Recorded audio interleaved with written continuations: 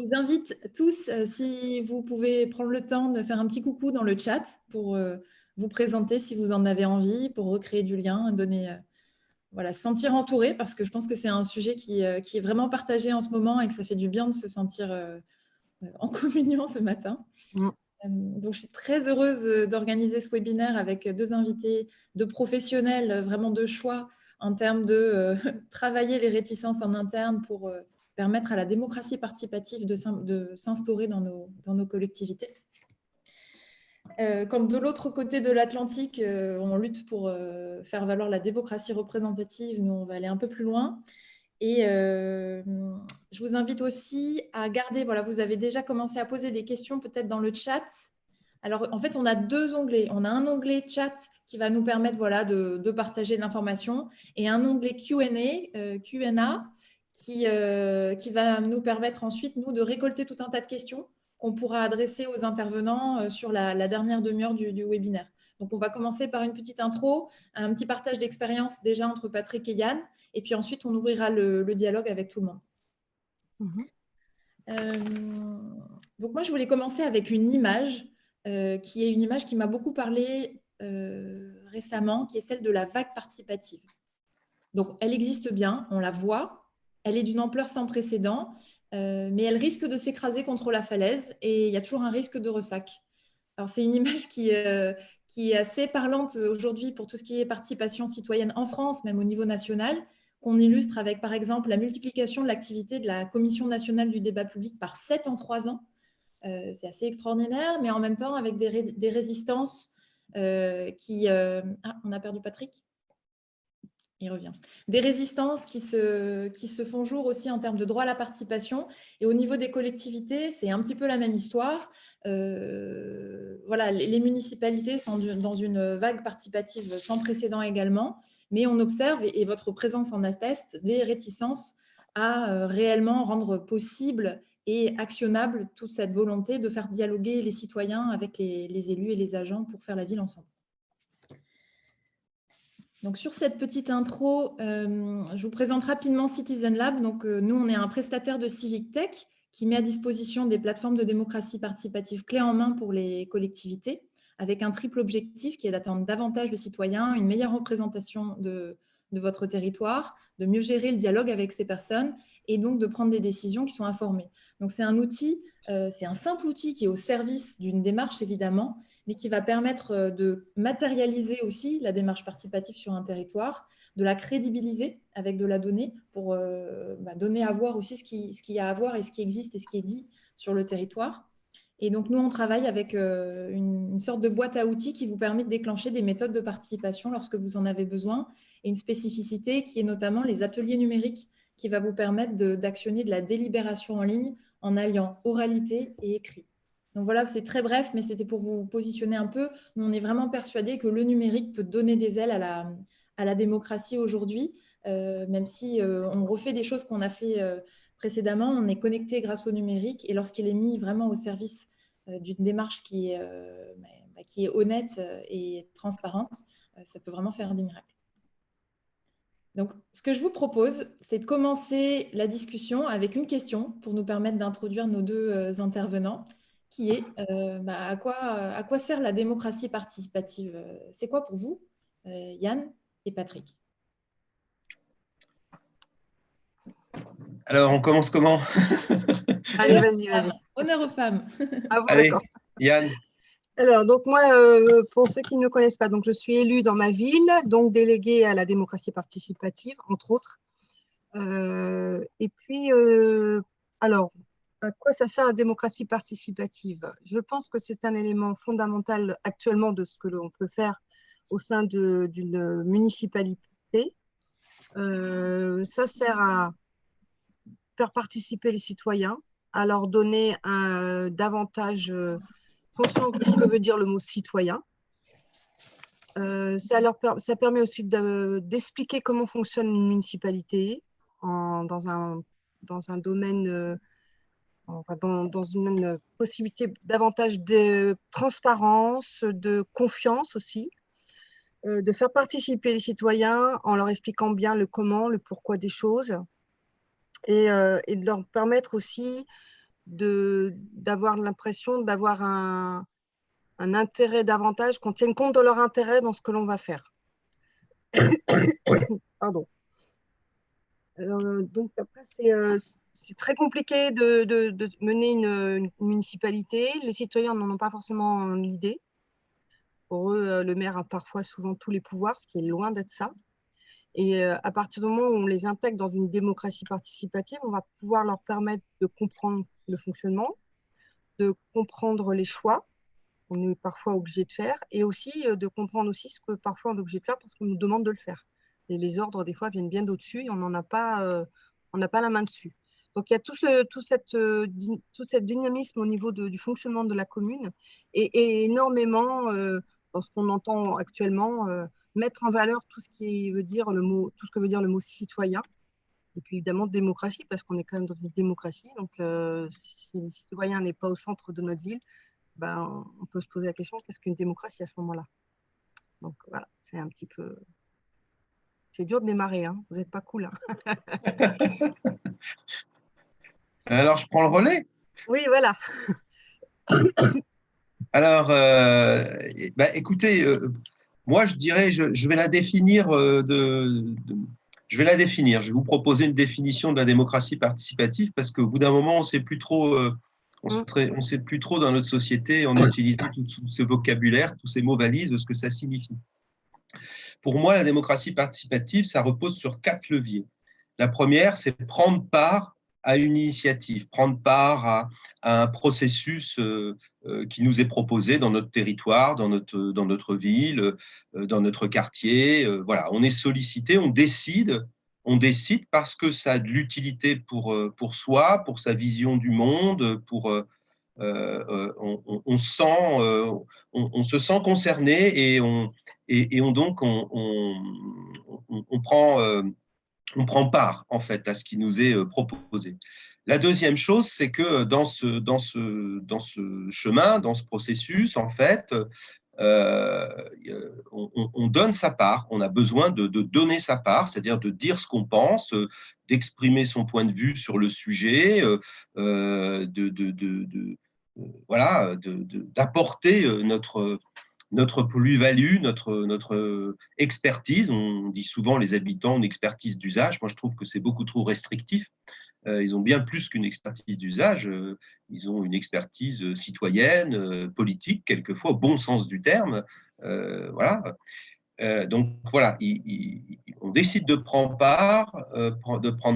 Deuxièmement, on donne sa part. On reçoit sa part. Ça va dans les deux sens, c'est-à-dire qu'on apprend des choses. Quand on fait des enquêtes sur ces questions-là, les gens nous disent qu'au minimum, ça sert à avoir des informations et à apprendre des choses sur le territoire, sur les projets de la commune, etc. Donc, c'est le minimum. On verra dans les échanges qu'on peut aller beaucoup plus loin que cela, bien évidemment. Mais il n'y a pas de démocratie sans information partagée. Donc, la question du partage de l'information et de l'appropriation de l'information par les citoyens, par les habitants, c'est fondamental.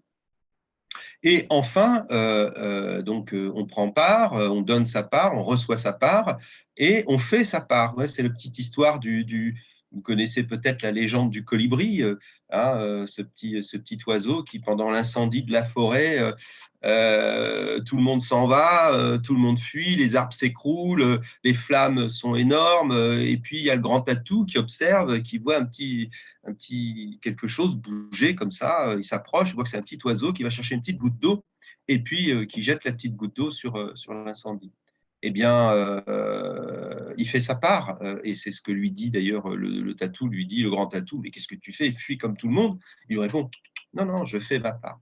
Donc ça, c'est très important, et on y reviendra sans doute. Pour moi, c'est fondamental, c'est-à-dire que on a les mains, on co-construit, on a les mains dans le cambouis, si je peux m'exprimer ainsi, et on fait véritablement ensemble, citoyens, habitants, professionnels, élus. Voilà. Pour moi, la démocratie participative, je la définis de cette façon-là. Et je terminerai en disant que pour moi, c'est surtout pas de la communication, c'est d'abord et avant tout un processus d'éducation populaire et mutuelle. C'est ce que disait en partie Yann tout à l'heure quand elle décrivait aussi ce que ça évoquait pour elle, je crois. Et donc, si c'est si désirable, la question qu'on se pose aujourd'hui, c'est pourquoi ça bloque? Pourquoi malgré cette envie de démocratie participative, on se retrouve confronté en interne à des résistances? Et l'idée aujourd'hui, en fait, c'est de mieux comprendre ces résistances pour pouvoir les désamorcer lorsque c'est possible, sachant qu'on est dans un changement de logiciel aujourd'hui, vraiment dans cette démarche-là, et que tout changement va générer des résistances et un temps long. Donc, c'est normal et qu'on est ensemble aussi parce que c'est un effort de long terme et qu'il faut s'entraider pour y arriver. Je ne sais pas qui veut commencer, n'hésite. Oui, vas-y, Patrick. Moi, juste, je veux bien poursuivre. Du coup, je vois, moi, il y a énormément de raisons qui font que les choses ne sont pas simples. Mais on va essayer d'être synthétique ce matin et on reviendra dans la partie échange aussi avec les questions peut-être sur certaines choses. Mais voilà, je vous propose moi ce matin trois approches, trois raisons fondamentales qui font que ça reste difficile. Et ces raisons fondamentales, pour moi, quand je vais les évoquer, elles touchent aux trois acteurs de la démocratie locale, de la démocratie participative sur nos territoires, que sont les habitants, qu'on appelle parfois le public, les usagers, etc. On reviendra peut-être aussi là-dessus, parce que moi, le terme usager, il ne me va pas du tout, parce qu'on prend, on ne donne rien, c'est complètement contradictoire avec ce que je disais tout à l'heure. On est consommateur de la chose publique, en fait, quand on est usager. Donc, la démocratie participative, ce n'est pas du tout mettre les gens dans un mode de consommation. Je ferme la parenthèse. Donc, il y a trois raisons, donc il y a trois acteurs et trois raisons fondamentales de réticence. Les trois acteurs, donc les habitants, les élus, bien évidemment, et puis les professionnels. Beaucoup sont là aujourd'hui et nous écoutent aussi. Voilà. Et donc, il faut que les trois fassent un travail et bougent et évoluent. Voilà. Les réticences, les résistances, elles sont elles sont chez les trois partenaires. Alors moi, il y a trois choses. D'abord, il y a un contexte général. C'est vrai qu'il y a une vague, c'est-à-dire qu'on pourrait dire c'est ambivalent. Il y a à la fois une exigence de vouloir dire son mot, de peser sur les décisions, de faire les choses aussi, ne pas seulement être spectateur de la chose publique, etc. On sent des bougées dans la population, on sent des initiatives. Mon dernier livre s'appelle « Des initiatives citoyennes à foisonnement ».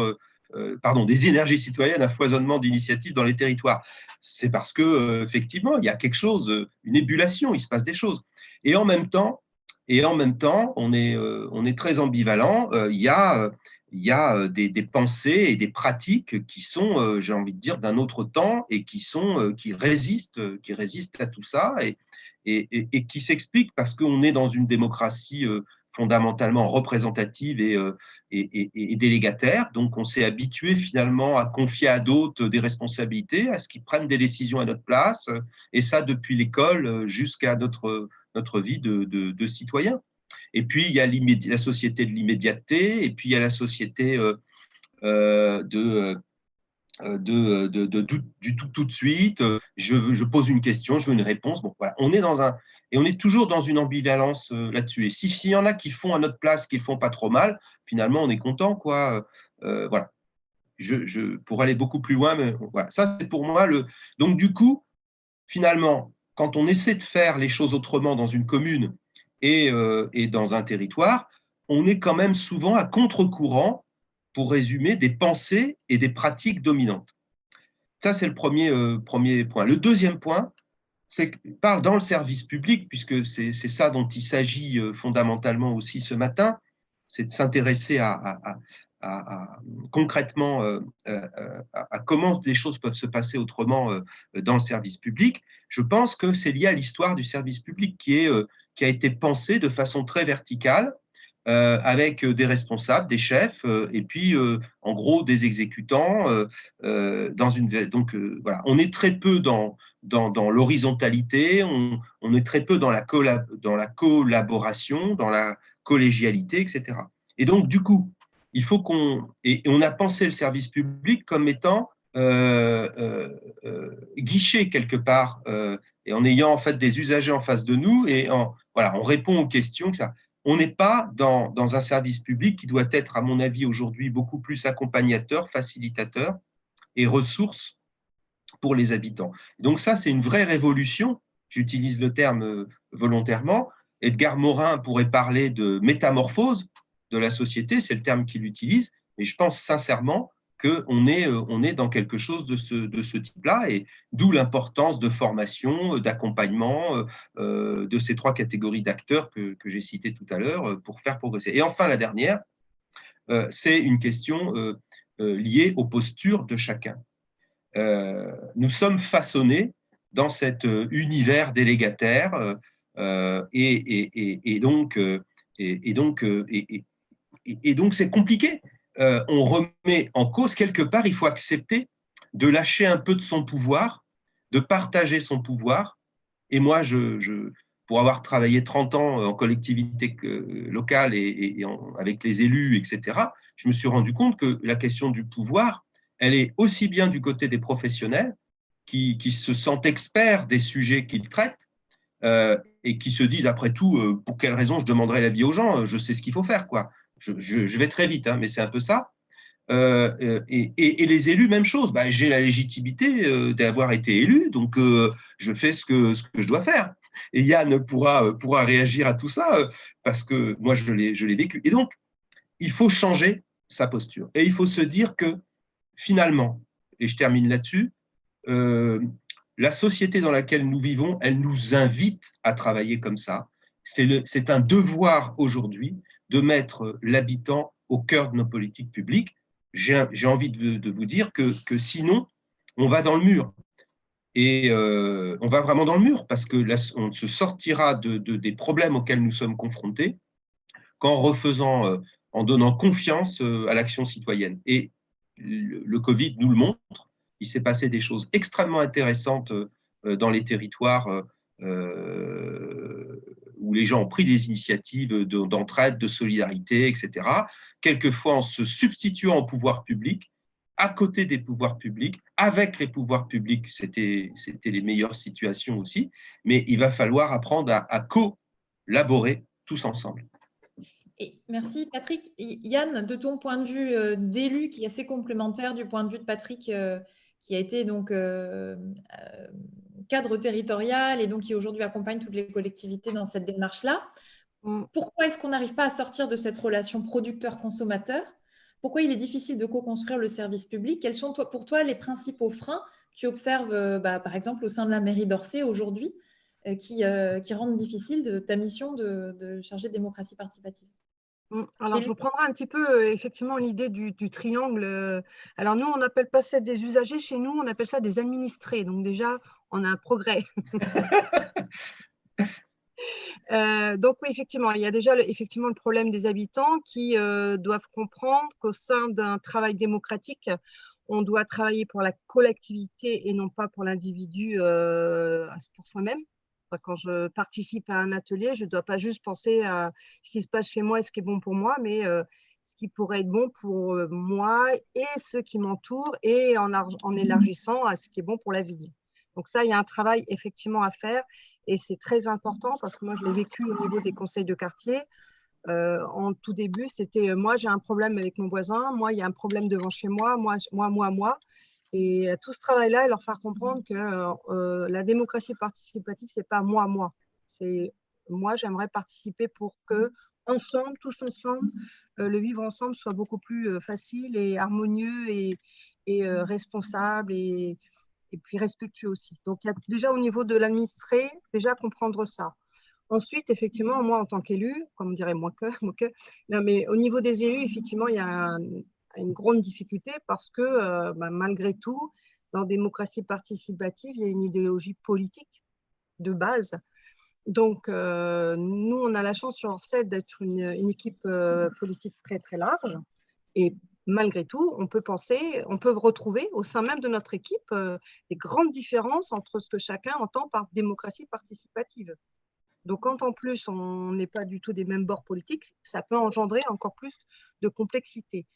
Les élus, entre eux, la difficulté, c'est la peur, en fait, comme tu disais d'ailleurs tout à l'heure, Mélissa, de se dire, bah oui, mais moi, je suis élu, les citoyens ont voté pour moi, ils ont fait confiance dans un vote, donc pourquoi maintenant, entre guillemets, je leur redonnerai un pouvoir pour lequel ils m'ont élu? C'est très, très symbolisé, hein, ce que je dis, mais c'est un peu ça quand même. La peur un petit peu voilà, du citoyen qui va mettre le nez dans la façon avec laquelle je vais m'organiser dans mon mandat, alors que bah, finalement, ils m'ont choisi, donc bah, ils m'ont fait confiance, maintenant ils me laissent faire. Il a peur de perdre sa place. Voilà, de perdre sa place et puis d'être un peu, de voir le citoyen un peu trop intrusif dans ce que je voudrais faire. Donc ça, c'est un extrême. Et j'ai aussi l'autre côté complètement extrême. Hein. Donc vraiment, moi, j'ai une équipe très, très large, où là, c'est l'inverse, où on dit, mais non, au contraire, oui, ils nous ont élus, mais sans les citoyens, on ne ferait rien. Et là, pour du coup, j'aurais parfois des personnes qui seraient prêtes à leur donner, à ce que le citoyen soit là tout le temps, en permanence, dans tout ce qu'on fait, dans tout ce qu'on décide, et parfois décide même pour nous de façon beaucoup plus forte et tout. Et la difficulté de l'élu, déjà, ça va être de faire un compromis dans tout ça, de façon à ce que si déjà entre élus, on n'est pas tout à fait d'accord, l'administré, lui, ne pourra pas comprendre comment ça fonctionne. Donc, il y a effectivement déjà une résistance au niveau politique. Ça, c'est évident.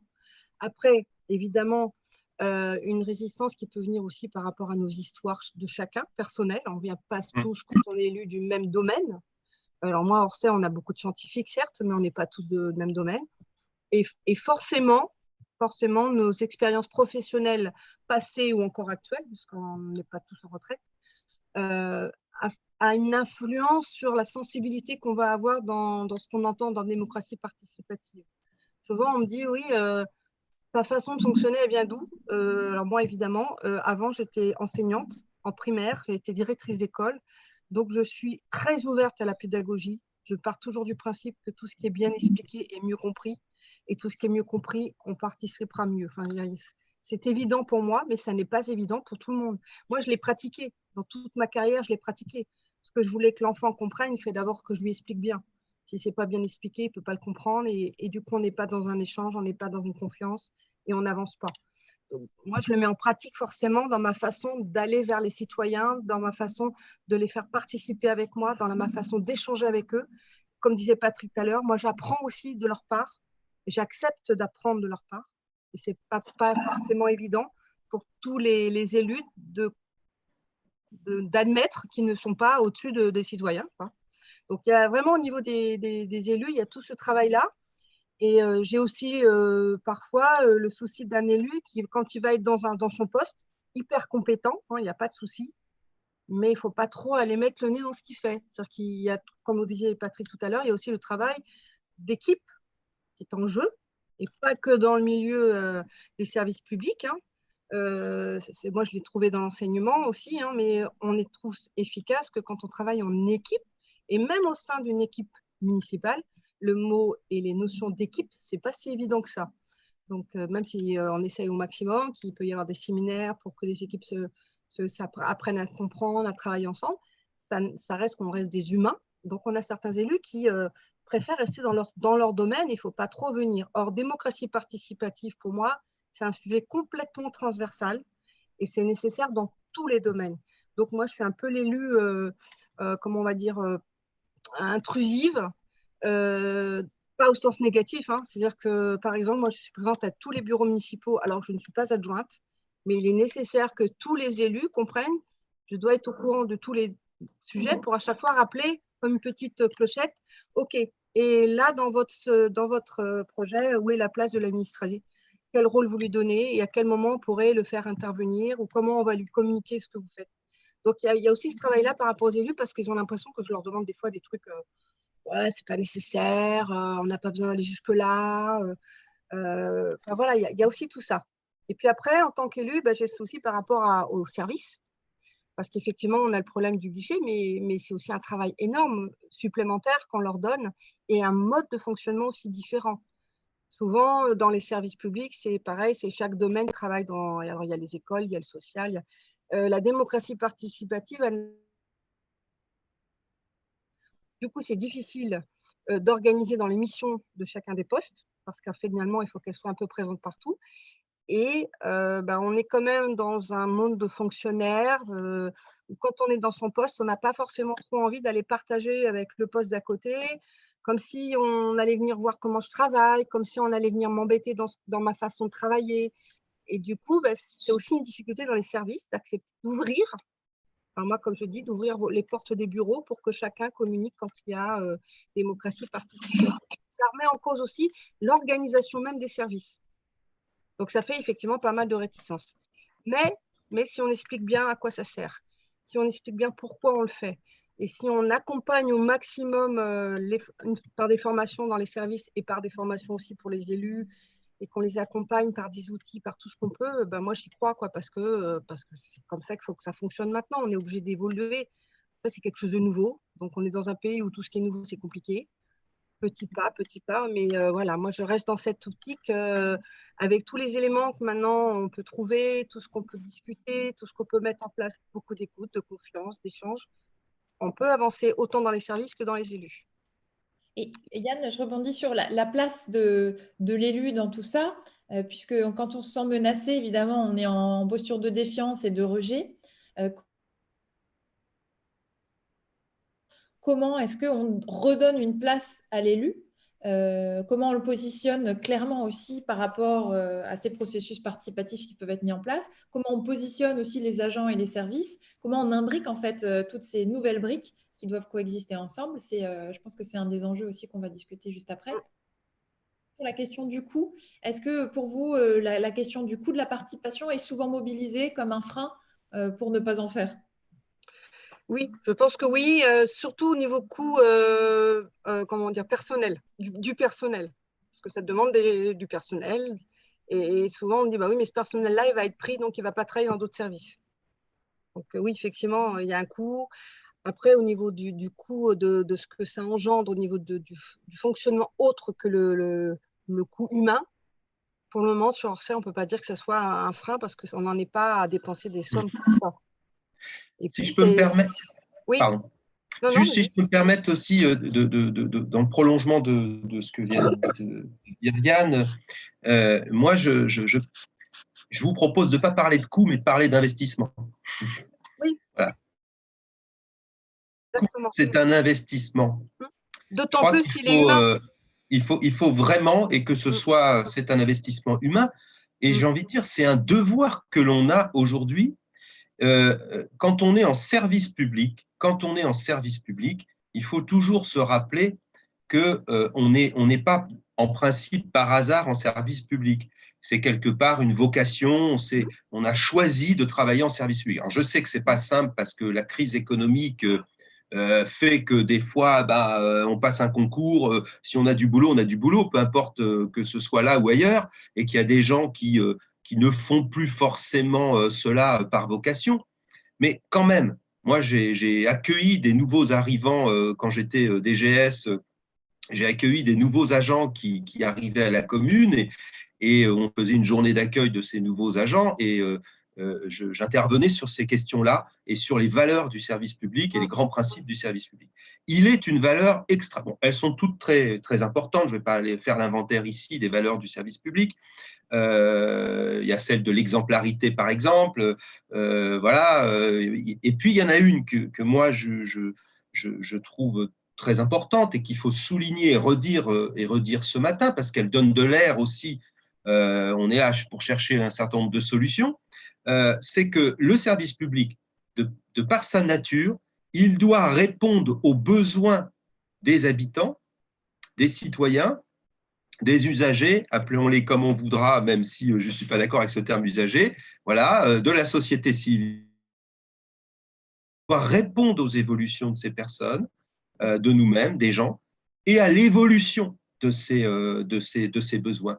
Et donc, il se doit d'être en permanence au contact des habitants, à l'écoute des habitants, pour pouvoir apporter les réponses les plus appropriées aux questions auxquelles on est posé. Ça, c'est vraiment aussi une chose très importante. Donc, cette question de l'investissement, on investit dans l'humain quand on agit comme celui-ci. C'est pas de la perte, c'est pas des sous comme ça qui sont il n'y a pas de perte en ligne pour le coup. Et la question de la réponse aux besoins. Je voulais vous donner un exemple aussi très important que j'ai vécu il y a longtemps maintenant, mais que j'ai toujours plaisir à raconter. Ce sera pas très long, mais j'avais une collègue qui travaillait au service technique de la commune et qui était très rétif en fait à tout ça, qui avait le sentiment qu'elle perdait son temps, que c'était trop lourd, que ça servait pas à grand chose. Bon, elle a mis même des bâtons dans les roues pendant toute une époque. Quand à l'époque, je travaillais sur un projet d'un nouvel équipement dans un quartier pour des habitants. Et on était parti feuille blanche et c'était une demande des habitants et on s'est dit il faut un lieu pour se retrouver, nous disaient les habitants. Et puis en cheminant avec eux, c'est devenu un centre socioculturel, une maison pour tous, etc., etc. Et 6 ans après, elle a été inaugurée et les habitants qui nous avaient posé cet enjeu, ce besoin, cette question, on a proposé la ville qui constitue une association et qu'il gère cet équipement à côté des élus qui étaient membres aussi de l'association, à côté de la CAF, à côté d'un certain nombre d'institutions, mais les habitants étaient majoritaires. Donc, c'était une expérience tout à fait enrichissante. Mais au début de cette expérience, donc cette collègue très rétif, elle était intervenue au cours d'une réunion en mettant les pieds dans le plat. Mais qu'est-ce que c'est que ça? De toute façon, ce n'est pas prévu au projet municipal. Voilà, il n'y a pas d'espace pour faire ça, il n'y aura pas d'argent. Enfin bon. Voilà. Quelque temps après, j'ai réussi à la convaincre de venir à une réunion de travail avec les habitants. Et elle est venue et elle en est ressortie transformée. Et en fait, elle m'a dit 3-4 choses. Et plus tard, on a fait d'ailleurs avec la ville un petit travail pour mesurer l'impact que pouvait avoir l'implication des collègues dans des dynamiques collaboratives, participatives, comme ça, sur des projets. Et j'ai pu généraliser un petit peu ce propos. Elle a dit 3 choses. 1, effectivement, c'est plus long, mais c'est beaucoup plus intéressant. En fait, ça a redonné de l'intérêt à mon travail. C'est quand même super important. Ingénieur au service technique de la commune. Deuxième chose qu'elle a dit et que d'autres ont dit après elle, ça donne du sens à mon travail. Et j'ai l'impression que toutes ces dernières années, j'ai perdu le sens du service public et le sens de mon rôle dans tout ça. Troisième chose, ça valorise le métier, nos métiers dans le service public. On sait tous ici que le service public, on est aussi très ambivalents les uns et les autres. On est très attachés au service public. Les Français sont très attachés au service public, mais dès qu'ils peuvent le critiquer, ils le critiquent. Et on a le sentiment que voilà, bon, c'est un peu les nantis qui sont là. C'est un peu, oui, mais vous, de toute façon, c'est facile pour vous. Vous êtes toujours payé. Bon, vous avez un boulot, c'est à vie.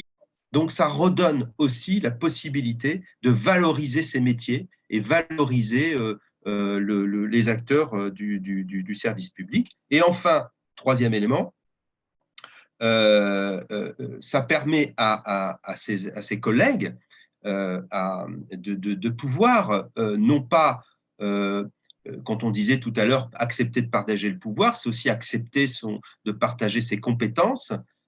Et ça met, en fait, ça donne la possibilité à nos collègues de pouvoir justement expliquer les choses,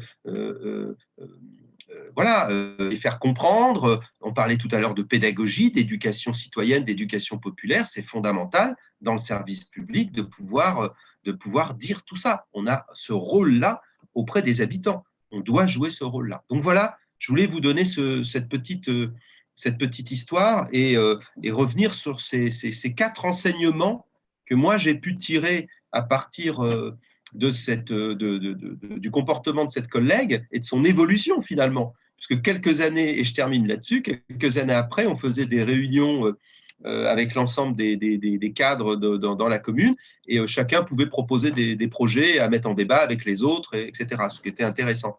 eh ben, elle a proposé un sujet qui était la vie d'un projet. Et en fait, elle s'était complètement approprié tout ça et elle a expliqué comment pouvait se dérouler dans une commune à partir du moment où on a l'idée, comment on arrive à l'inauguration de l'équipement pour parler d'un équipement, quoi. Et tout le processus, et elle a complètement intégré le fait que c'était une plus-value finalement que de mettre les choses en débat avec les habitants, qu'on apprenait plein de choses, qu'on se sentait mieux et qu'on était finalement, il y avait de meilleures garanties de prendre in fine les bonnes décisions.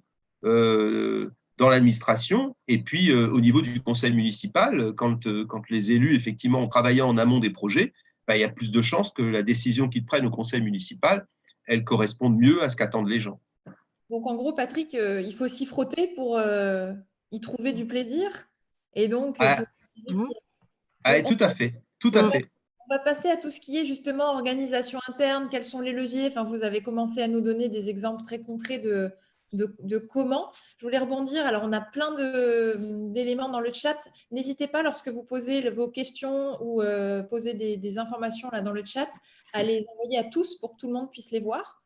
Parce que je crois que beaucoup sont juste aux panélistes et on est que 3, donc ça peut être intéressant de les partager aussi entre vous. Nous, on observe, il y a beaucoup aussi la question du temps.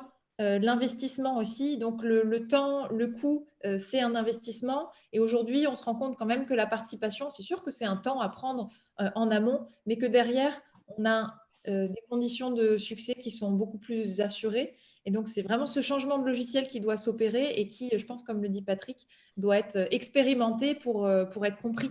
Parce que sur le papier, ça va toujours suffisamment, enfin, ça va toujours trop lentement. On ne comprend pas bien pourquoi on passe autant de temps sur ces phases amont pour initier les projets, impliquer les gens, alors qu'en fait, le coût de l'absence de participation est beaucoup plus important que le coût de la participation en général, du fait aussi de toutes les résistances, une fois que la décision est prise, à la mise en place d'un projet, de l'abandon des projets, de la modification a posteriori alors que des coûts sont déjà engagés. Donc, ce coût-là aussi, il est parfois difficile à monétiser et il est difficile d'estimer le coût de l'absence de participation, mais je pense qu'on peut commencer à essayer de faire l'exercice dans le cadre des projets pour donner à voir les possibles si on ne le faisait pas, quoi. Mm. Moi, j'ajouterais juste 2 petits trucs qui me semblent vraiment intéressants dans tout ce que Patrick a dit aussi et Mélissa. En tant qu'élue, je suis déléguée à la démocratie participative, mais aussi à la proximité. Et ce n'est pas un hasard. Parce que la proximité, c'est tous les petits soucis des administrés rajoutés. Et ça permet aussi d'aller aux proches avec eux, leur expliquer. Et quand c'est un domaine un peu plus important, de leur dire, attendez, on ne fait pas que de l'individuel, on fait du collectif. Et à ce moment-là, moi, je fais des réunions de rue. Et petit à petit, c'est aussi comme ça que j'ai amené à participer les administrés. C'est quand plusieurs fois, ils demandent des choses sur un même secteur géographique, leur dire, bah, c'est bien, vous avez observé des choses très intéressantes, on va le faire ensemble. Donc, il y a ça, déjà, le fait que la proxy va de pair pour moi avec la démocratie participative. Et l'autre chose, c'est le service public. Je suis tout à fait d'accord avec tout ce que tu as dit. Et je rajouterais, en plus de les mettre en valeur, ça me permet peut-être un meilleur respect aussi de la part des citoyens qui ensuite viennent en mairie, qui du coup réalisent mieux le travail qu'ils effectuent et qui du coup vont mieux les respecter. Parce qu'on a bien vu avec toutes nos périodes de confinement que parfois, c'était pas évident pour eux de recevoir des gens en colère et tout. À partir du moment où on leur explique davantage ce que chacun fait à la mairie, le citoyen lambda, il va respecter ces personnes. Et à partir du moment où la personne fonctionnaire se sent respectée, je pense qu'on gagne dans tous les sens. Donc, c'est aussi important. Leur donner un sens à ce qu'ils font, mais donner aussi un sens par rapport aux autres pour le respect de ce qu'ils font. Ça, moi, je crois que c'est important aussi. Voilà, c'est juste un petit rajout. Il y a beaucoup de questions dans le chat. On a envie d'y répondre, mais c'est un flux énorme. Est-ce que je peux dire 2-3 mots, Mélissa, sur ce que j'ai lu? Rebondir sur quelque chose qui est vraiment dans cette brique de comment on s'organise en interne, du coup, pour répondre à ces réticences. Et puis après, Ouais. on élargira à partir de 45 sur les questions d'ordre plus général.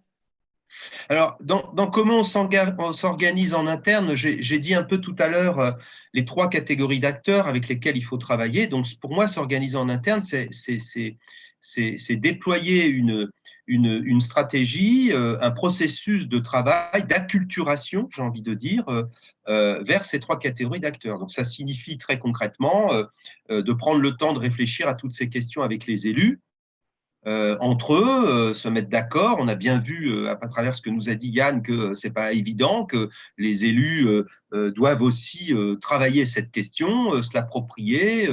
Voilà, c'est lié à son histoire, à ce qu'on à son vécu, etc. Donc, il y a un travail de sensibilisation, formation, acculturation. Même chose auprès des agents territoriaux. J'ai dit à travers l'exemple que j'ai donné, bon, on voit qu'il y a des raisons aux réticences et il faut travailler là-dessus. Et puis, les habitants aussi, parce que les habitants, je disais tout à l'heure, ils sont souvent dans ce rapport de consommation. Vous me devez ceci, cela. Et puis après tout, pourquoi vous me demandez de faire un effort et de prendre sur mon temps personnel puisque vous êtes là pour faire à notre place, quoi. Bon, donc, si on veut que les choses bougent, il faut véritablement que ces 3 catégories d'acteurs fassent un travail sur eux-mêmes et puis se parlent et travaillent ensemble. Alors, dans les chats, j'ai vu quelque chose, même si on y revient tout à l'heure, qu'il y a un mot qui m'a parlé fortement. C'est une des personnes qui indique qu'il faut beaucoup de sincérité. Alors, je trouve à 300% d'accord avec ce terme. Moi, j'utilise souvent le terme d'authenticité, authenticité et sincérité. Je pense qu'on ne peut pas faire semblant, on ne peut pas faire semblant.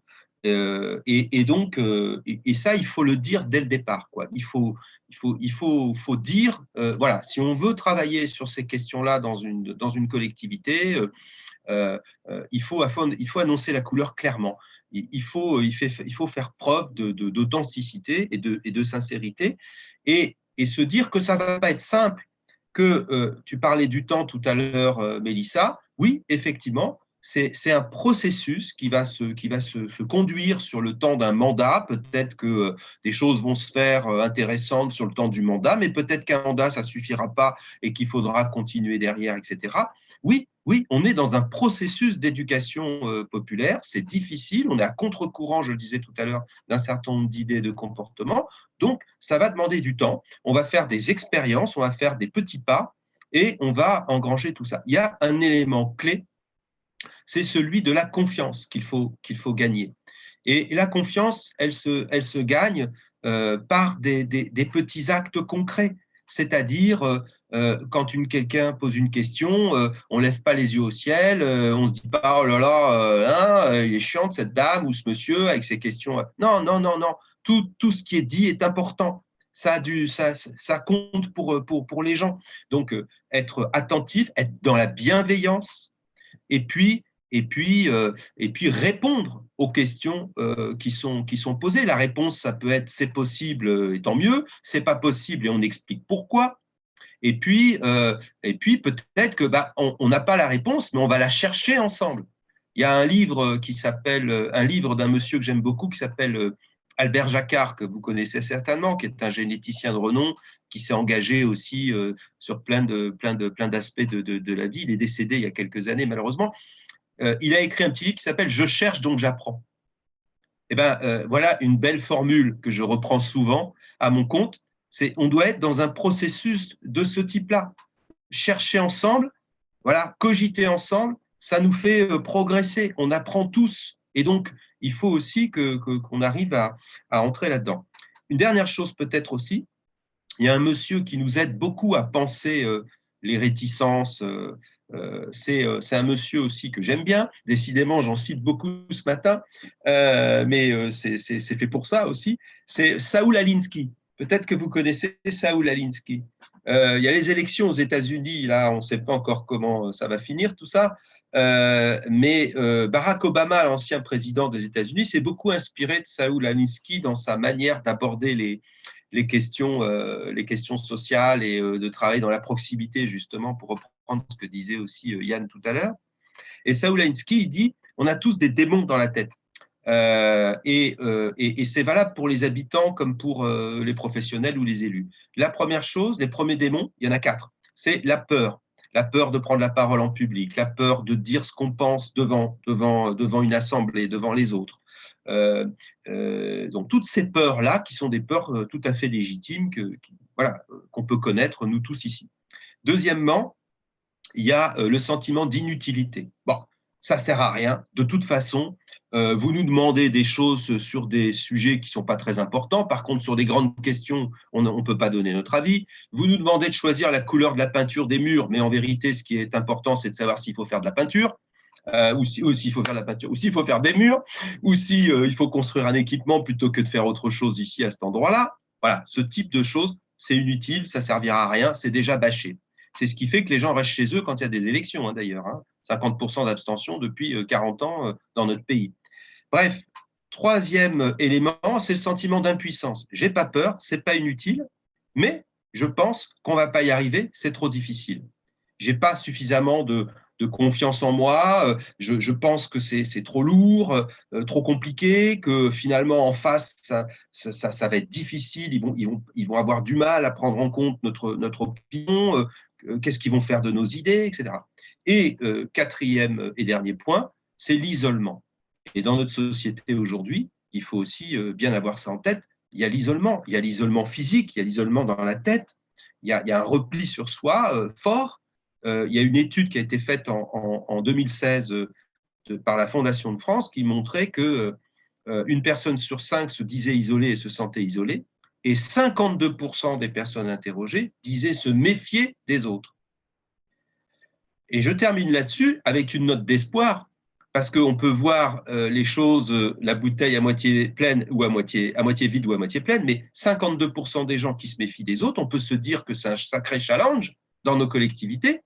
De travailler ainsi à une véritable démocratie participative authentique doit permettre de changer la donne et de faire qu'on ne se méfie plus des autres, mais que les autres sont des alliés, sont des gens avec qui on va pouvoir faire des choses ensemble, parce que la meilleure façon de vivre ensemble, c'est de faire des choses ensemble. Merci Patrick. Comment Yann on fait pour avoir des plus petits cerveaux mais de plus grandes oreilles? Surtout que nous, des grands cerveaux, on en a plein hors serre. Mais... Alors, comment on fait? Déjà, moi, je pense qu'il faut y aller tout doucement. C'est un peu ce que j'ai fait, puisque moi, j'ai commencé au niveau d'un quartier. Et petit à petit, parce que les premiers conseils de quartier, j'avoue, en tant qu'élu, que c'était presque plus des tribunaux qu'autre chose. Moi, j'arrivais, je prenais toutes les réclamations de tout le monde et il a fallu un petit peu de temps pour que je leur dise, mais attendez, je ne suis pas là pour ça, quoi. Vous avez des choses qui ne vont pas. Alors déjà, il va falloir apprendre à les exprimer parce que je ne suis pas là pour tout prendre dans la figure. Les exprimer avec des façons donc diplomates, respectueuses, mais aussi constructives. Et ça, c'est super important que le citoyen comprenne qu'il a le droit de dire que ça ne va pas, il a le droit de demander des explications, il a le droit de vouloir participer, mais pas simplement dire « moi, ça ne va pas, je ne suis pas content ». Ça ne sert à rien. Donc moi, j'ai mis beaucoup de temps à travers le conseil de quartier à expliquer que ce que j'attendais des citoyens, c'était effectivement qu'ils viennent me voir quand ça ne va pas, qu'ils viennent me voir pour me donner leurs avis, mais avec derrière toujours l'idée d'être constructif. Donc ça, petit à petit, ça a fait son chemin et autant pour eux que pour moi, le conseil de quartier est devenu beaucoup plus agréable à vivre et du coup aussi beaucoup plus intéressant parce qu'on n'était pas là juste pour dire tout ce qui n'allait pas. Ensuite, donc du coup, en travaillant comme ça, petit à petit, j'ai pu mettre en place donc les réunions de rue. Et pareil, je réunissais des citoyens qui avaient souvent énormément de choses à dire, que ce soit devant chez eux ou un peu plus. Et c'est pareil, de la même façon, j'ai travaillé avec eux en disant « Ok, je vous entends, il y a plein de choses qui ne vous plaisent pas, il y a ça, il y a ça. Qu'est-ce que vous pouvez faire pour résoudre ce problème? Quelle place vous pensez avoir dans cette réflexion? Qu'est-ce que vous aimeriez pouvoir essayer de faire et qu'est-ce que l'on pourrait être amené à faire ensemble. Donc, il y a tout ce travail-là que j'ai mis petit à petit et c'est vrai qu'il y a beaucoup de personnes qui, à la fin de ces projets, me disaient en fait, je n'avais pas vu que c'était si compliqué, je n'avais pas vu qu'il y avait autant de points à prendre en considération. Et du coup, la solution qui a été prise à la fin de ces projets était bien mieux acceptée, bien mieux communiquée aussi par rapport aux autres. Et on était dans un vrai travail de construction ensemble. Donc ça, c'est voilà, des toutes petites oreilles que j'avais à la base en écoutant à droite à gauche. Et à la fin, voilà, on va dire un gros cerveau collectif, puisqu'on avait réussi à faire quelque chose tous ensemble. Et la décision, elle est d'autant mieux acceptée, quelle qu'elle soit, hein, parce qu'elle n'a pas forcément été celle que les gens voulaient au départ, mais à partir du moment où elle a été faite ensemble, elle est beaucoup mieux acceptée, parce que les gens comprennent le comment, le pourquoi. Et ils acceptent, ce qui n'est pas toujours le cas, que le retour ne soit pas forcément celui qu'ils attendaient, et voire même parfois négatif. Hein. Mais au moins, comme disait Patrick, à partir du moment où on leur explique la complexité de la chose et le pourquoi et le comment on en arrive là, ce n'est pas du tout reçu de la même façon. Donc là, le conseil de quartier n'est plus du tout le même. Et petit à petit, on a pu mettre ça en pratique sur des sujets beaucoup plus grands. De la même façon, investir les citoyens dans des réflexions comme on a fait sur Orsay pour ça y est, les problèmes, le rythme scolaire, les rythmes scolaires, voilà. C'était important aussi parce qu'il fallait que les parents comprennent pourquoi la ville pouvait suivre telle ou telle organisation, tel ou tel protocole de l'éducation nationale, de tel ou tel mode de périscolaire. Ça engendre mais énormément de travail, de coûts humains, de coûts financiers. Et c'est important, nécessaire que les habitants participent parce que du coup, ils ont compris. Ils ont fait un choix. Parce que je suis d'accord avec ce que disait aussi Patrick, c'est que souvent, l'administré, c'est moi, je paye mes impôts, alors faites ce dont j'ai besoin. Et c'est aussi nécessaire, par ce travail-là, de leur expliquer à quoi servent leurs vrais impôts, en fait. Et souvent, ils découvrent, en fait, que les impôts ne sont pas utilisés comme eux, ils penseraient, qu'on n'en maîtrise pas tout comme ça. Et c'est aussi très important. Comme de la même façon, ils s'imaginent qu'on est élu à plein temps, donc ils ne comprennent pas quand ils ne nous voient pas, quand on n'est pas disponible, alors que non, on est élu, c'est une très, très grosse partie de bénévolat sur nos temps. La plupart d'entre nous ont d'autres travails à côté. Et voilà, ça fait, tout ça, c'est vraiment important et nécessaire. Est-ce que j'ai répondu à ta question ? Je pense que c'est clé, beaucoup d'organisation en interne, donc de transversalité, de compréhension, de définition partagée de ce qu'on veut faire. On travaille aussi beaucoup autour du groupe projet qui va accompagner la mise en place d'une plateforme, qui va matérialiser la démarche de participation, mais qui en fait est un prétexte pour que les services se parlent, pour que les élus s'accordent sur des objectifs, une méthodologie. On a aussi parlé, enfin là pas maintenant, mais en préparation de recrutement aussi, de faire figurer dans les fiches de poste du personnel l'envie de faire de la participation citoyenne et de travailler en collaboration avec les services en interne. Donc ça, c'est des choses, des petits trucs qui sont simples à mettre en place, mais de commencer à intégrer ça aussi dans la description des fonctions des agents dans les collectivités. J'essaie de résumer.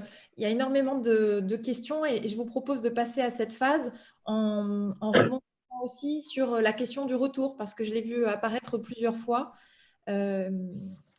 La question du retour sur les contributions citoyennes, je pense, est clé. On parle beaucoup de définir le cadre, mais aussi la question de comment gérer les contributions.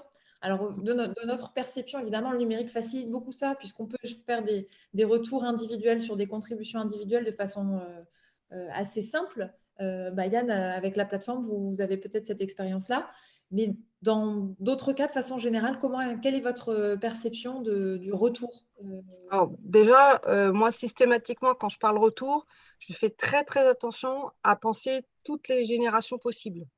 Donc, effectivement, retour informatique au maximum, Internet, numérique, on va dire, retour papier parce qu'on a un magazine de ville, mais aussi, et dans la mesure du possible, penser à un retour avec, alors bon, évidemment, là, on est en Covid, mais directement avec les personnes parce qu'il faut pouvoir toucher un maximum de personnes. Il y a des personnes pour qui le numérique, ce n'est pas encore tout à fait ça. Il y en a d'autres qui, au contraire, vont vous décortiquer le magazine de la ville de la première à la dernière page, notamment les seniors qui sont très attachés à ça. Et puis, il y en a d'autres, vous pouvez mettre autant de flyers que vous voulez dans les boîtes à lettres, ils vont toujours vous dire on n'a pas eu l'information. Donc, on est quand même très obligé, en travaillant dans la démocratie participative, de travailler tout le temps en collaboration avec les modes de communication qu'on a possibles avec la ville. Ça, c'est essentiel. Et d'essayer d'utiliser tout ce qu'on peut aussi sur les terrains. Donc moi, c'est vrai que je me promène le plus possible aller voir les gens directement. C'est une présence de l'élu et des élus qui me semble nécessaire aussi. Peut-être ajouter dans le prolongement de ce qui vient d'être dit, deux, trois choses. Le retour, on parlait tout à l'heure de confiance. La confiance, elle se gagne, elle se construit parce qu'il y a un retour. On ne peut pas faire travailler des habitants sur des projets. On ne peut pas leur demander de passer du temps, de consacrer du temps sans qu'il y ait de retour. Le retour, c'est qu'est-ce qu'on a fait de votre parole? Qu'est-ce qu'on a fait? Qu'est-ce qu'on fait de ce que vous nous avez dit? Donc ça, c'est fondamental que dès qu'on engage quelque chose, on pense à la façon dont on va retourner voir les habitants pour leur dire voilà comment on a pris en compte ce que vous nous avez dit ou on n'a pas pris en compte et on explique pourquoi, comme je disais tout à l'heure. Moi, j'avais mis en place il y a quelques années dans le fonctionnement au conseil municipal, en fait, quand les élus ont à décider, vous avez des dossiers, des mémoires qui vous présentent les enjeux, les tenants, les aboutissants et qui vous proposent des choix de décision, etc. Et la délibération du conseil doit permettre, et les débats doivent permettre de décider. On avait mis en place une fiche processus de participation des habitants. C'est-à-dire qu'à côté du dossier lui-même, il y avait une fiche qui disait voilà ce qui a été fait pour informer les habitants, éventuellement les consulter, voire les concerter et les associer à la co-construction du projet. En même temps, ça me permet de rappeler les grandes étapes de l'échelle de la participation citoyenne.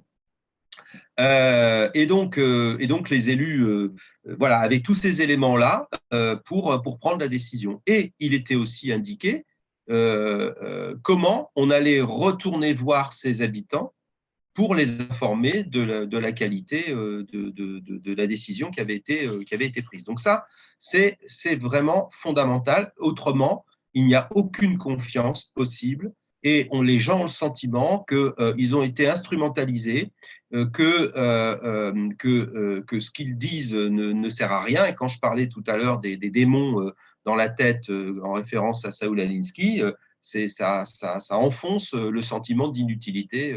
Je suis super déçu, ça ne sert à rien. Quand je dis quelque chose, de toute façon, on ne m'écoute pas. Donc, c'est très important. Je voulais aussi dire qu'il y a des petites choses.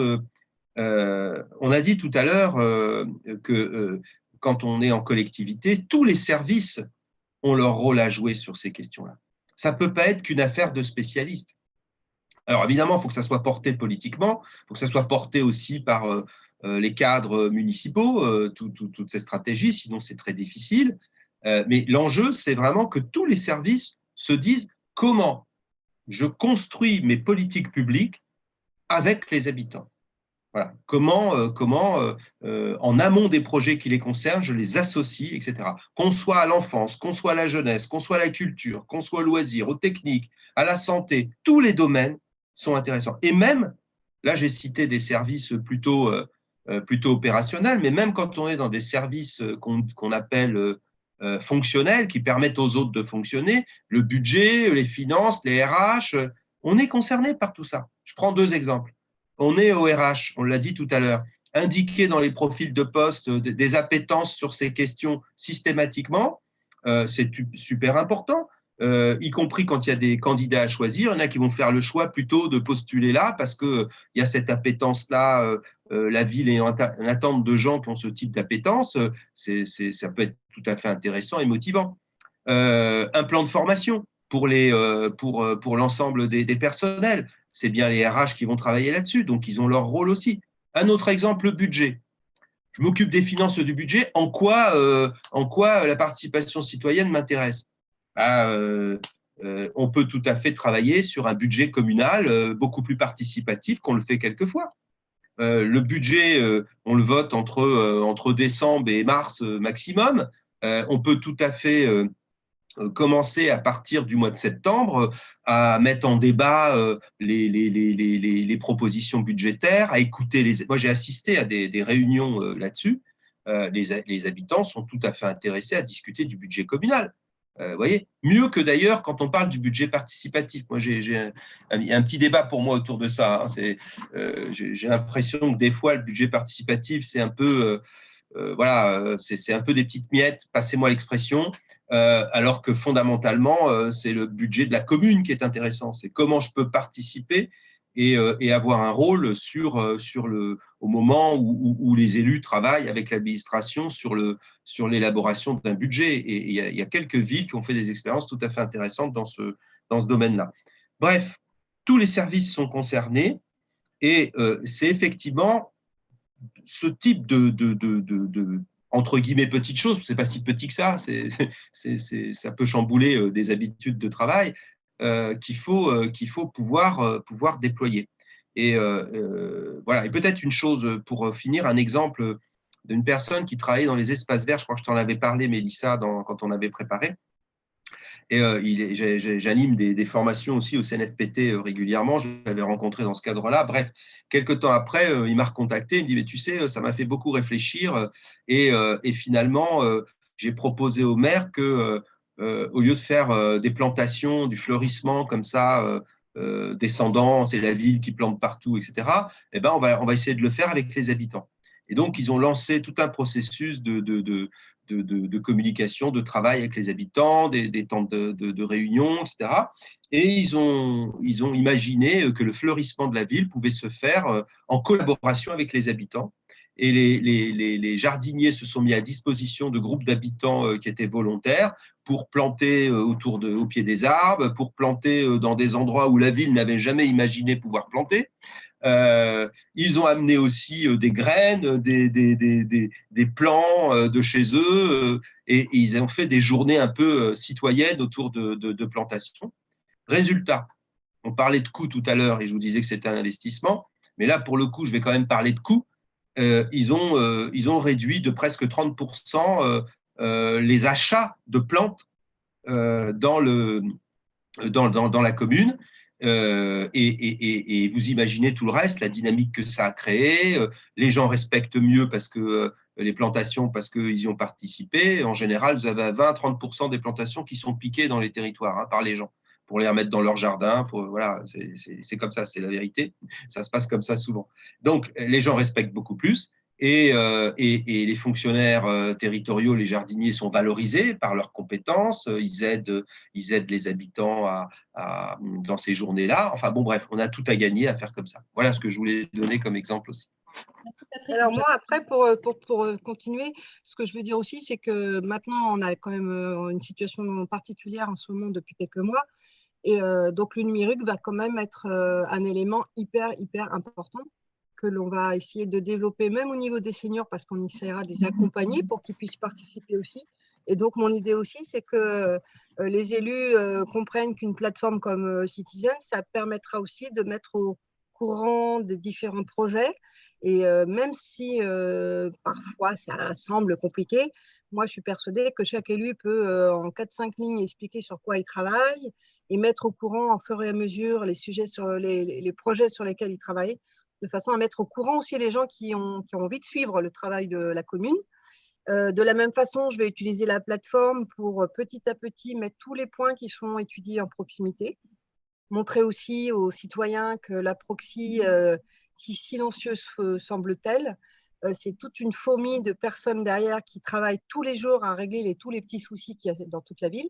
Et que ça, c'est pareil, si on ne le montre pas, les citoyens ont l'impression que proxy, c'est un grand mot, mais qu'en fait, il ne s'y passe rien. Donc, les plateformes numériques, c'est aussi pratique pour ça. C'est les mettre au courant aussi des différentes choses qui sont faites. Même quand elles sont toutes petites, il y a eu des trous réparés dans une rue, il y a eu telle ou telle intervention à tel endroit. Je pense que ça aussi, c'est important parce que c'est mettre en valeur le travail de tout le service technique. Donc, moi, je vais utiliser aussi beaucoup la plateforme pour sensibiliser aussi les élus et petit à petit aussi les citoyens à faire des échanges parce que là, comme en plus on va avoir des problèmes de réunion, ça va être vraiment le moment ou jamais de développer cet outil qui pour moi est quand même quelque chose qui va être de plus en plus intéressant dans la vie de chacun. C'est un outil beaucoup plus accessible parce que laisse la possibilité aux gens qui parfois n'iraient pas aux réunions pour X raisons familiale, l'organisation et tout, mais qui, sur un ordinateur, voilà, pour eux, ça leur semble déjà beaucoup plus accessible. Donc, il faut maintenant aussi développer, à la fois chez les élus, les services et les citoyens, cet outil qui, pour moi, va nous aider justement à construire cette démocratie participative parce qu'elle permet un échange beaucoup plus rapide sur plein de sujets, beaucoup plus libre. Notamment des exemples comme il y a pas très longtemps, on a dû tester une rue où il y avait un passage piéton qui nous semblait dangereux. Donc, on a mis en test. Et bien, la plateforme, pour moi, ça va être de dire aux personnes, OK, on a mis ça, mais nous, on ne l'utilise pas forcément tous les jours, cet endroit. Donc, est-ce que des citoyens qui l'utilisent pourraient nous donner leur avis? Est-ce qu'ils pensent que c'est mieux? Est-ce qu'ils pensent à autre chose? Et on s'est rendu compte en discutant comme ça qu'il y avait même parfois des remarques très intéressantes auxquelles nous, on n'avait pas du tout pensé parce que justement, on ne passe pas par là. Et voilà, tout ça, c'est des outils numériques. Ça va être le plus près possible des citoyens pour tout plein de petites choses. Et quand on les investit dans ces choses-là, je pense qu'ils sont toujours contents après de dire « Ah, j'ai été utile, on a tenu compte de ma remarque, mais j'ai surtout apporté quelque chose. » Et plus on va le faire, plus ils pourront après s'investir dans des grands sujets. Et aller après vers le budget de la ville, ça leur semblera beaucoup plus logique. Pour le moment, je pense qu'il ne faut pas vouloir aller trop vite, parce que sinon, on se retrouverait avec, je dirais, plus des idéologies politiques qui débouleraient dans des réunions, et on risque de partir dans des trucs très compliqués à gérer. L'idée, c'est vraiment d'amener petit à petit le rôle du citoyen, de lui apprendre comment il peut s'investir dans tout ce que l'on fait, mais en tenant compte aussi de sa propre vie. Les réunions le soir, quand on a des enfants, on sait très bien que c'est compliqué. Donc, il faut qu'on puisse permettre à ces personnes-là aussi de s'investir d'une autre façon. Là, moi, je suis en train de monter tout un arbre de démocratie où il va y avoir différentes instances. C'est pareil, au sein de chaque instance, je demande à ce qu'il y ait à chaque fois un nombre d'élus, un nombre de représentants, on va dire, professionnels, que ce soit des associations, des techniciens, des gens qui d'office vont être nécessaires dans l'information, dans la connaissance du sujet. Et puis un morceau très important, parce que je veux vraiment que ça soit un tiers de ça à chaque fois, qui sera constitué de citoyens. Et au sein de ces citoyens, une partie de citoyens qui se sont portés volontaires pour participer à ce projet, mais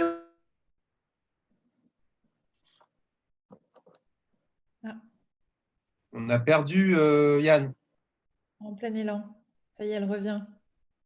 je suis revenue. Ouais, c'est instable, là, il y a des coupures. Ah, d'accord.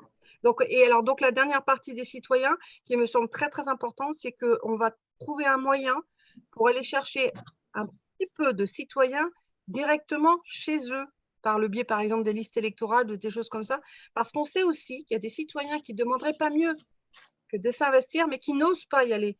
Et pourquoi j'irai et comment je vais faire pour y aller. Donc, il y a aussi tout ce travail-là à mettre en place pour que toutes les catégories, entre guillemets, de citoyens puissent participer.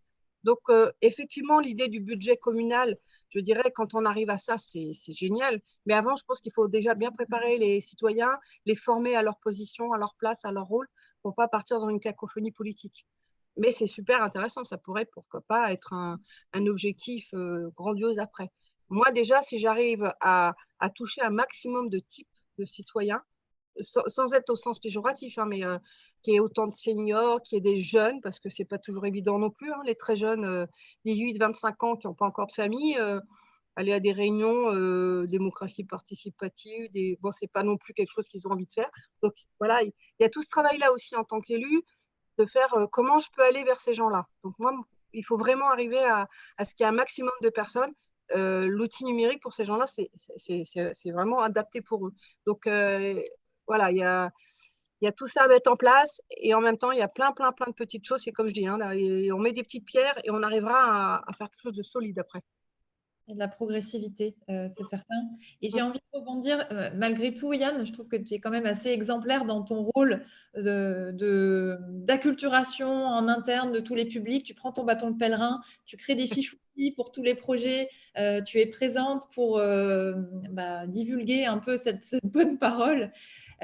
Quand on n'a pas quelqu'un comme toi en interne, quand on n'a pas d'élu à la démocratie participative, mais qu'on veut en faire, on fait appel à des tiers, on fait appel à des externes pour faire de la formation. Est-ce que Patrick, il y a plusieurs questions dans le chat qui parlent de concrètement, c'est quoi la formation qu'on peut réaliser quand on n'a pas quelqu'un de moteur comme ça ou un portage politique suffisamment fort, même au niveau du maire, pour vraiment sanctuariser ces processus participatifs dans les décisions publiques locales. Oui, sans pour autant tomber dans des associations où systématiquement on va critiquer tout ce qui est mis en place par la municipalité, parce que nous, on a connu ça aussi. Et il faut faire très attention à ça aussi. La question que tu poses, Mélissa, c'est la question d'un tiers qui peut venir en appui d'un projet, d'une collectivité qui veut s'engager dans ce type de processus, c'est ça? Oui, voilà, vraiment concrète de quel type de formation, quel type d'outils. Est-ce qu'on peut donner des pistes pour que les Oui. gens repartent avec des idées, de choses à mettre en place si concrètement ils n'ont pas quelqu'un ou eux-mêmes n'ont pas la position Oui. comme de faire ce Oui, travail. alors moi je suis toujours un peu les outils, si vous voulez. Oui, il en faut des outils, mais c'est pas seulement les outils qu'il faut. On voit bien que c'est une acculturation, on voit bien que c'est un travail de conviction. Voilà, un outil. J'ai un ordinateur, si je sais pas m'en servir, il va pas me servir à grand chose. Si j'ai un marteau que je sais pas à quelle occasion faut que je m'en serve et comment je m'en sers, ça ne servira pas. Bon, voilà, je me méfie toujours des outils qui vont résoudre tous nos problèmes. Voilà. Ça, non. Mais une fois que j'ai dit ça, on est d'accord. Je vais quand même dire quelques mots. Je veux quand même dire aussi que quelquefois, on a aussi besoin d'un tiers pour pouvoir faire bouger les choses et bousculer les choses. Souvent, on essaie de développer ces choses en interne. Je pense notamment à des professionnels, des agents de développement, des collègues qui travaillent. Je fais beaucoup de formations, moi, avec le CNFPT, et j'ai plein de collègues qui travaillent sur les services de vie associative, développement local, proximité. Voilà, ils disent, bon, on fait des trucs, voilà, mais on est tout seul, quoi. On est noyé et on n'arrive pas à faire rayonner tout ça. Bon, donc il y a une vraie question autour de ça, c'est entreprendre un travail en direction des 3 catégories d'acteurs dont je parlais tout à l'heure, j'insiste. Voilà, c'est un travail d'accompagnement, de formation interne qui peut prendre plusieurs mois. Les villes sur lesquelles j'interviens, c'est 1 an et demi de boulot pour commencer à produire quelque chose voilà. Et donc, c'est de la formation, c'est de l'échange, etc. Donc, il y a ça. En termes d'outils, il y a effectivement dans tout le registre de comment animer un temps de travail collectif, comment conduire une réunion avec des habitants pour qu'elle se passe au mieux et qu'elle produise des résultats et que les gens soient satisfaits. Donc, il y a toute une série on a des outils j'ai en tête, moi j'utilise pas mal ce fascicule quand en formation, c'est la Fondation Nicolas Hulot qui a édité un document tout à fait intéressant autour du pouvoir d'agir et qui recense une quinzaine d'outils et de méthodes pour organiser un temps de travail, etc. Alors, voilà, ça passe par le World Café. Je ne sais pas si ça évoque des choses à certaines personnes. Ça passe par des tables rondes. On s'y prend comment? C'est des ateliers, comment on construit un atelier, animer une réunion publique. On ne sait pas bien faire dans notre pays. Hein. En principe, une réunion publique, c'est simplement pour faire de l'information descendante. Bon, voilà. Si on veut faire autre chose, si on veut faire de la concertation, c'est autrement qu'il faut s'organiser. Hein, c'est pas dans un mode avec les chaises en randonnion, les tables avec les décideurs derrière, le PowerPoint. Si on fait ça, on est dans de la confrontation. Donc, de toute façon, c'est pas adapté si on veut faire. Par contre, si on veut faire une information sur un sujet, on peut s'y prendre comme ça. Mais même quand on s'y prend comme ça, on le fait pas toujours bien. Normalement, si on veut que ça fonctionne correctement, ceux qui interviennent doivent intervenir 20% du temps et les 80 autres % du temps, ça doit être le débat avec la salle. Généralement, on fait l'inverse. On parle pendant 80% du temps et s'il reste 10 minutes à la fin, vous avez la parole. Bon, et les gens sont frustrés et se disent ça ne sert à rien, je ne reviendrai pas la prochaine fois, etc. Donc, voilà, il y a tout ce registre-là de s'améliorer les uns et les autres sur les modes d'échange et de discussion collective. Et En fait, il y avait un petit message tout à l'heure dans le chat, là, quelqu'un parlait d'intelligence collective, mais c'est exactement ça. C'est-à-dire, il faut qu'on utilise les outils et les méthodes qui relèvent de l'intelligence collective. Donc, il y a plein de choses, j'en ai cité quelques-uns. Moi, j'utilise beaucoup un outil que j'appelle l'atelier de l'avenir, qui a été mis au point par des psychosociologues dans les années 50 au sortir de la Seconde Guerre mondiale. Les ateliers de l'avenir, en fait, c'est trois choses. C'est un processus, c'est pas un outil, c'est un processus de travail. On utilise le métaplan, les post-it, etc. Ça fait partie des outils qu'on utilise dans cette procédure. Mais c'est vraiment un état d'esprit et un processus, j'insiste. Hein. Je ne vous donne pas un remède miracle là avec les ateliers de l'avenir. Voilà. Mais par contre, c'est intéressant. Il y a 3 étapes dans ces ateliers de l'avenir. C'est en gros, on donne de la place à l'expression de la colère et de ce qui ne va pas. Voilà. On s'autorise à dire ce qui ne va pas et le cadre est fait pour pouvoir le dire. Voilà. On respecte les idées de chacun et l'anonymat des idées. C'est-à-dire qu'on fonctionne avec des post-it et on mélange tout ça, on dit à voix haute les idées, mais on ne sait pas qui a écrit ce post-it, a donné cette idée, etc. Donc ça, c'est très important parce que ça met les gens en confiance et ça évite ce que je disais tout à l'heure, dans les peurs pour certains, de dire ce qu'on pense, d'être jugé par les autres, etc. Donc, premier temps de colère, d'expression de la colère. Deuxième temps de rêve. Qu'est-ce qu'on pourrait faire pour que ça aille mieux dans notre quartier, dans notre ville, dans notre territoire, sans contraintes matérielles, financières, logistiques. Allez, autorisons-nous à rêver. Ouf, ça fait du bien. Ça fait du bien. On a très peu l'occasion de rêver.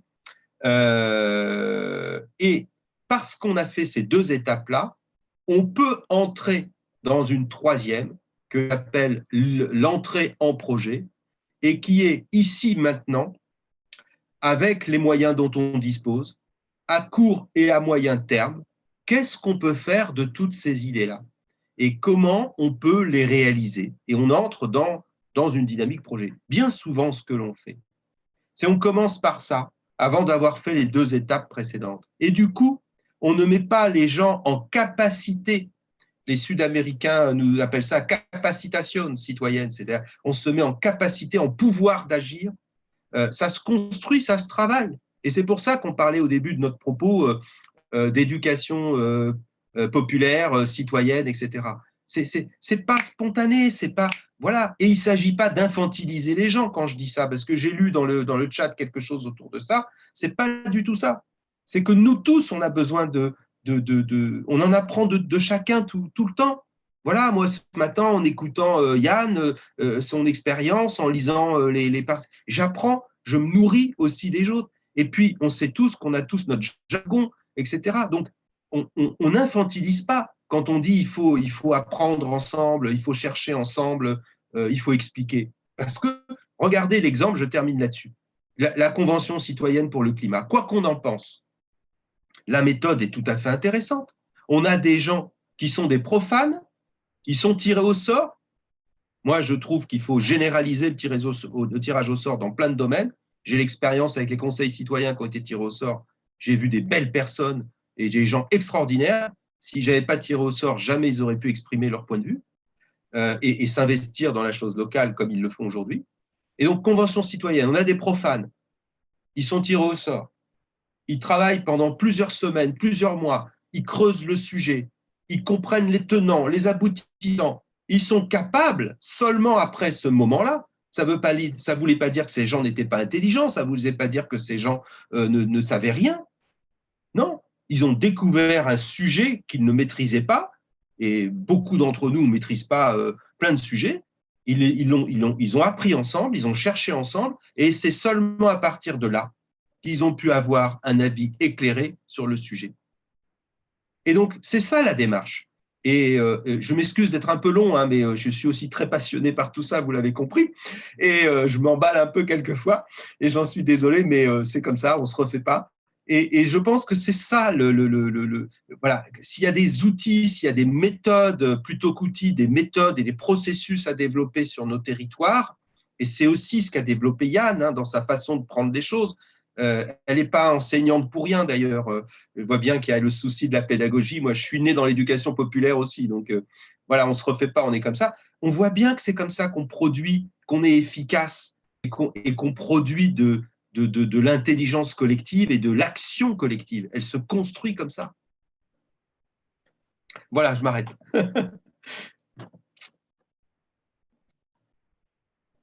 Non, vous ne m'entendiez pas. L'adage Non, t'entendais pas. va plus vite, mais ensemble, on va plus loin est tout à fait pertinent, je pense, dans ce débat-là. Je vous invite, je fais une petite note, à revisionner le webinaire précédent sur les conventions citoyennes à l'échelle locale, où Loïc Blondiot et Cyril Poy ont beaucoup discuté aussi de la délibération et des vertus de ce mode de consultation citoyenne, si ça vous intéresse. Yann, je vais te laisser aussi le mot de la fin. Avant de, très rapidement, je vais partager juste avec vous le fait que si vous le souhaitez, vous pouvez consulter un nouveau guide qu'on vient de publier chez Citizen Lab sur les questions d'organisation interne, donc autour de notre sujet, sur la façon de créer un groupe de travail transversal et aussi une méthodologie qui peut servir de façon de définir des objectifs et une stratégie commune au sein d'une collectivité pour mettre en place des projets participatifs. Et juste avant, Yann, de te laisser la parole pour clôturer, le livre de Patrick Norimberg qui est disponible en ligne des éditions Yves Michel, je note, pas forcément sur Amazon. Vous avez le choix. Si vous souhaitez, vous le procurez.